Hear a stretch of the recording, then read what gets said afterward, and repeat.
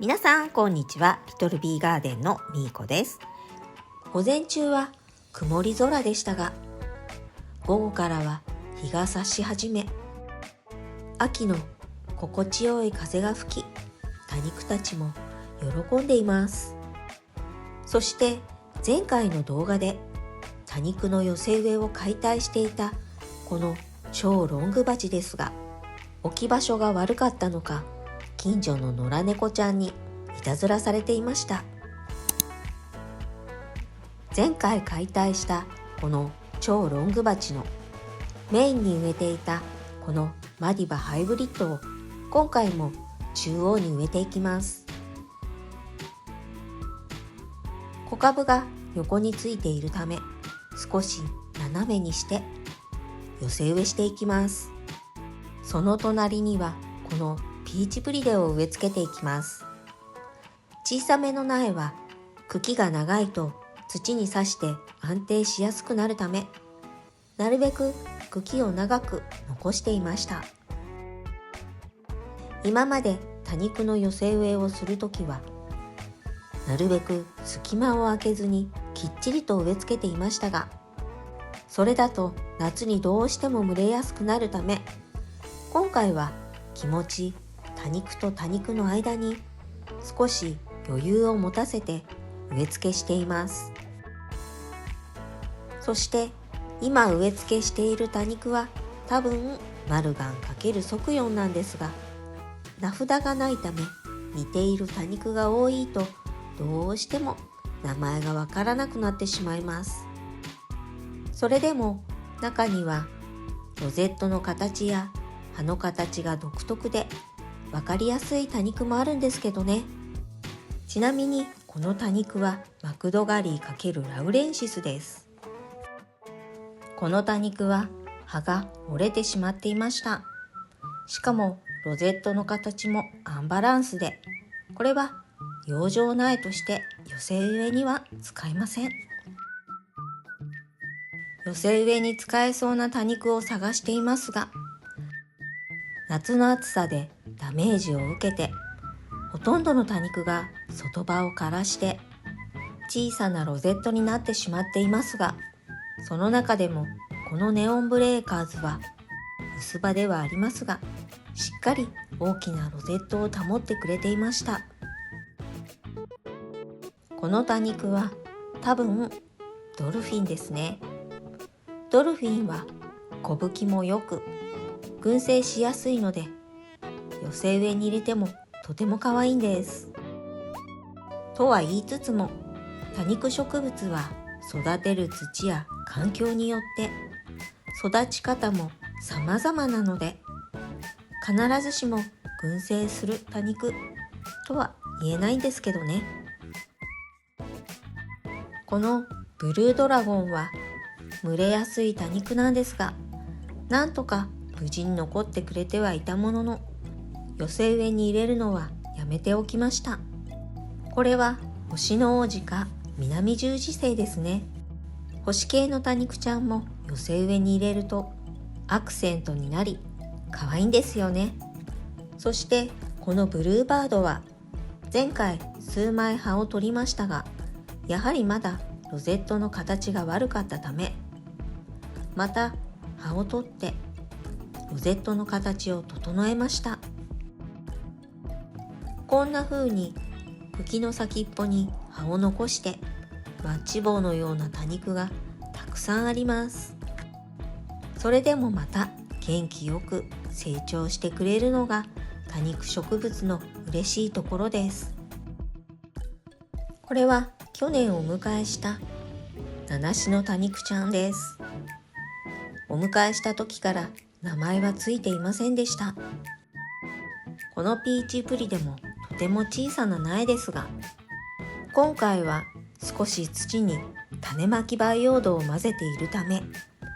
これからの成長がとても楽しみです。そして前回多肉の寄せ植えの解体をした多肉を使って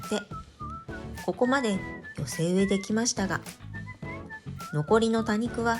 この寄せ植えには使えないため、このまま違う鉢に養生苗として寄せ植えしてみました。この鉢で順調に回復してくれることを願うばかりです。そして先ほどの寄せ植えにまだまだ多肉が足りなかったため、改めて多肉をカットしてきました。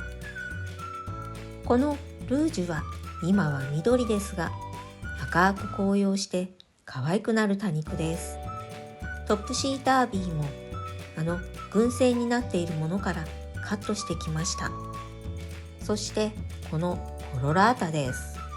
コロラータは今もとても人気がある多肉植物です。このルエラはほんのりピンク色で、薄いグリーンとのグラデーションがとても可愛い多肉です。寄せ植えの続きをしていきます。カット苗なのでロゼットの向きを見ながら土の上に乗せていくだけです。そういえばこのルドルフなんですが、3年前の夏に親株が蒸れてバラバラになってしまい、そのバラバラになった葉から葉ざしで育てたルドルフになります。このルドルフよりもまだまだ大きくて、葉もたくさんついていて、